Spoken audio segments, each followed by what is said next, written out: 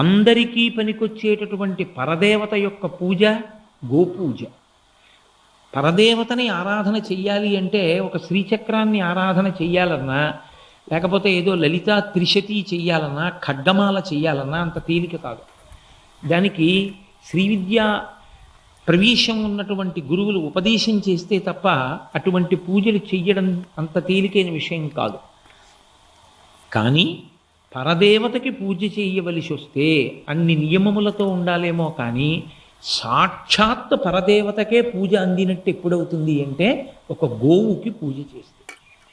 ఒక ఆవుకి పూజ చేయడానికి అర్హతానర్హతలు ఏమీ లేవు. మీరు గోపూజ చెయ్యకూడదు అని ఎవరిని అనరు. గోపూజ సద్య ఫలితాన్ని ఇస్తుంది, వెంటనే ఫలితాన్ని ఇస్తుంది. గోవులు దానం చేసిన కారణం చేతనే అక్రూరుడు పుట్టాడు. అలాగే అక్రూరుడి మాతామహుడు మహానుభావుడు